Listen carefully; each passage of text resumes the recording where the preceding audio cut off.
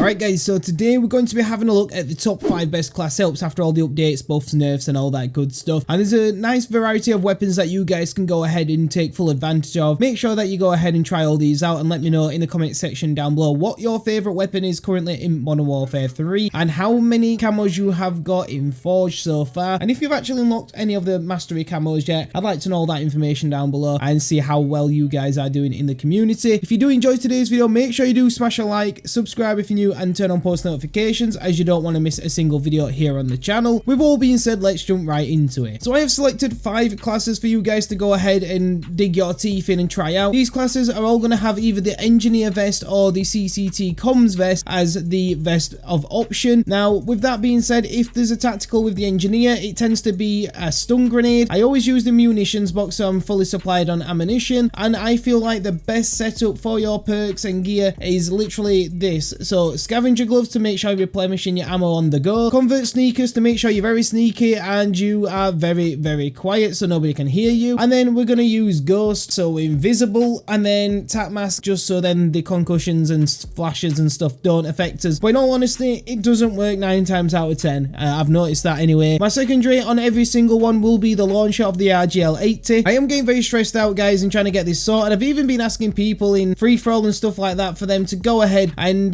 be nice and put some claymores down, but for some reason I just can't seem to get it completed. We have done 12 out of 25 enemy equipment destroys. Once I've done that, thank goodness it is done, and I can move on going forward. I've only got around about, I think it's around about 13 forged camos so far. I've technically got 15. I just need 1 kill on each of my knives, or like 1 challenge to on each of my knives, but I've just not completed it because I decided to start doing the LMGs because there was a daily challenge and I thought, you know what, let's go ahead and do that instead. But with that being said, let's jump into the class setups. So first of all, we're going to have a look at the BAS-B. Now the BAS-B is something that gets bypassed because it's a battle rifle. In all honesty, there's only 2 class setups you kind of see, is SMGs and assault rifles, and there's only those kind of weapons that you see people rocking in multiplayer, or they kind of use in the Modern Warfare 2 guns, which I don't know why you want to do that in a Modern Warfare 3 game, but it is what it is. But yes, let's have a look at the BAS-B, one of my favourite weapons in the game. In fact, it probably is my favourite weapon in the game. So with all being said, let's jump into it then. So the barrel, we are going to be using the Bruen Venom long barrel. This increases your bullet velocity and range, increases your recoil control, aiming idle sway and gun kick control. Cons are sprint to fire speed, movement speed and sprint speed. We are going to use the VT7 Spitfire suppressor. This makes you undetectable by the radar, as we all know that the red dot is there and it is very annoying. And then it does increase your recoil control, bullet velocity, damage range, your ADS speed, aim walking steadiness and sprint to fire speed all take a slight knock on this one. But then we are going to use the X10 Phantom 5 hand stop. This will increase your sprint to fire speed, so what we've just lost, that will actually get regained. The ADS speed will also get regained, vertical recoil and gun kick control will be increased there slightly, and we do get a hip fire and tac stand spread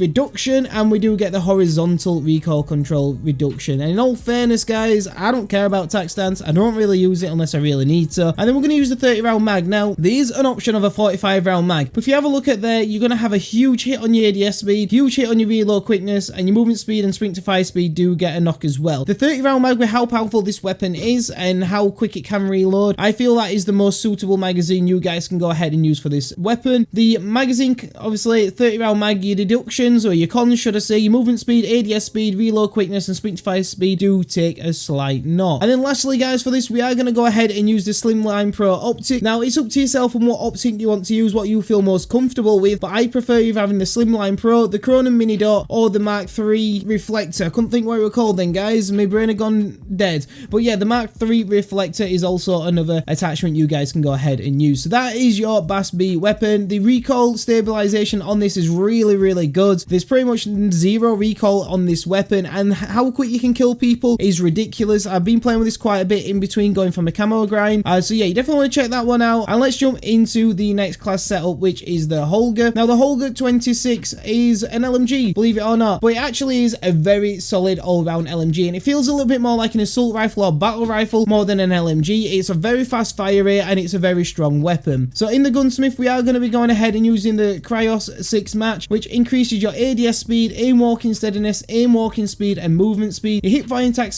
stand spread do take a knock, recoil control and firing aim stability also take a knock. Now this weapon you want to be focusing on getting your sights up quickly, and you want to be focusing on movement speed, because obviously LMGs are quite heavy, but this weapon is not too bad without any attachments anyway. And then we're going to use the VT7 Spiritfire suppressor once again. Undetectable by the radar, your recoil control, bullet velocity and damage range all get that increase. Your ADS speed, aim, walking steadiness and sprint to fire speed do get that knock on there. But then we are going to use the SL skeletal vertical grip, which is one of my favorite grips in the game. Your ADS speed, your vertical recoil, gun kick control and sprint to fire speed all get that nice little boost there. And your attack stance, oh what a surprise, gets a knock once again. But like I said, I'm not too bothered about that. And your horizontal recoil control, that does take a slight knock, but you really don't feel it in this game, to be fair. Ammo, we're going to use the 5.56 NATO mono. It does decrease your recoil control a little bit, but vehicle damage, bullet penetration, bullet velocity and damage range, this makes this weapon extremely overpowered, and you're going to get those kills a lot quicker. If somebody's got a nice little helicopter up in the sky, bye bye, you're going to kill that really, well, destroy it very quickly as well.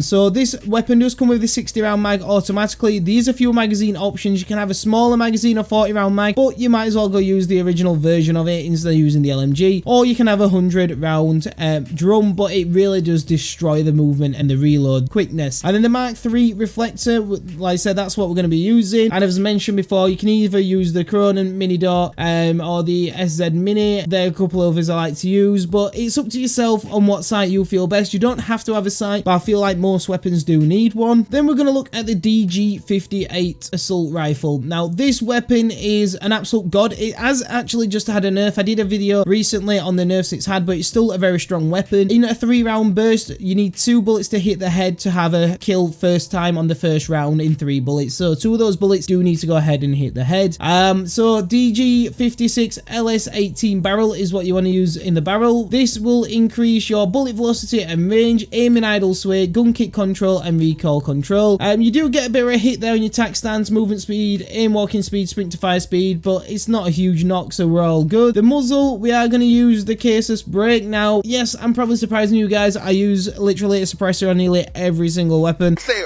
hold up, wait a minute, something ain't right. But this one I don't, because I was using this a lot on hardcore, but then I tried it out on core, very powerful. So if you can get your counter UAVs up, you're definitely not going to be seen on the map, are you? And if you're on a good run, nobody's going to kill you, I can promise you that. That's how solid this weapon is. So your horizontal recoil and your firing aim stability have that lovely increase there, but your cons are your aim down, sight speed. Under barrel, we're going to use the F-Tac Ripper 56, aim and idle sway, hip fire accuracy and recoil control all take that lovely increase, but your ADS speed, walking speed and aim walking speed do take a knock. We are going to use the Mark III reflector on this, and then lastly we're going to use a com, and the com we're going to use is the 5GN TACCOM, which increases your hip fire spread, your sprint to fire speed, your gun kick control and your recoil control. Attack stance and aim and idle sway take a knock, but in all honesty, all in all, this weapon is very solid and you guys need to try this one out. And then next up guys, we're going to have a look at the MTZ. I think I've covered this class setup before. This is the assault rifle version of the MTZ 556. We are going to be rocking the Slimline Pro optic. The barrel, we're going to use the MTZ Clinch Pro barrel. Increases that bullet velocity, damage range, aim and idle sway and firing aim stability. Your aim, walking speed and your hip fire and attack stance spread do take a knock. Muzzle, we're going to use the Shadow Strike suppressor. Literally just suppresses you on the radar and makes your bullets silent pretty much. There's no cons on that one. Then we're going to use the SL Skeletal vertical grip once again. ADS speed, vertical recoil control, your gun kick control and your sprint to fire speed all take a nice increase, and your cons, attack stance, horizontal recoil do take a slight knock. Have you noticed something guys in this video? I don't use attack stance, and that's pretty much most of the cons on every single class setup I use in all fairness. And in the rear grip, we're going to use the Rival Ace grip. ADS speed, aim walking speed, sprint to fire speed, movement speed is your cons there, and your flinch resistance and gun kick control do take a knock. But in all honesty, there's not much flinch resistance, even though it's taking that knock anyway. But that is your MTZ 556. The last class setup of the day guys, so we are going to have a look at the FR 5.56. Now this has also had a few nerfs, the exact same nerfs as what the DG had. This has got the exact same ones as them. Like I said, I made a full video covering all that, so if you missed that, I'll link that down below so you guys can check that out. But looking into this class setup then guys, so we're going to be using the Cronin Mini Dot for the optic sight. The barrel, we're going to use the 435mm FR 435. This increases your recoil control, gun kick control, bullet velocity, hip fire and attack stance spread, red. Damage range, ADS speed, and aiming idle sway, movement speed all take a knock. Oh my god, I didn't realize that increases your attack stance. Maybe we should change that. No, I doubt it. This is the best barrel you guys can go ahead and use on this weapon. It helps make that recoil so clean and smooth. And then we're going to use the Shadow Strike Suppressor. Literally, it keeps you off the radar. And then the underbarrel, we're going to use the X10 Phantom hand stop. So the sprint to fire speed, ADS speed, recoil control, and gun kick control all take that lovely little bit of an increase. And then your cons, oh yes, attack stance has gone again. And then your horizontal recoil control, as you're probably aware, we've used this underbarrel attachment quite a little bit. And then lastly, we're going to use the 45 round mag. Could potentially stick with a 30 with this. I prefer having a bigger mag on this for some reason. I don't know why. It's just personal preference. Even though it is a 3 round burst and I pretty much reload every time I get a kill anyway, but that's just how I play. I don't know why I do that. I need to get out of that habit. But like I say, 45 round mag, I would highly recommend, especially if you're going on those long gun streaks. You're definitely going to want to make sure you are using the 45 round mag. But that is my 5 top class setups currently after the recent update. We've got another massive update coming soon. We have season 1 of Modern Warfare 3 and the new Warzone map Kazakhstan dropping very soon. So you guys are definitely going to want to be staying tuned for all that kind of content. If you want to see more top 5 class setups, if you want to see me play absolutely shocking at this game and do some live class setups, then I can do that for yourselves. Let me know down below what you think. But anyway guys, thank you so much for tuning in. Drop a like, subscribe if you're new. As always, I'll catch you on the next video.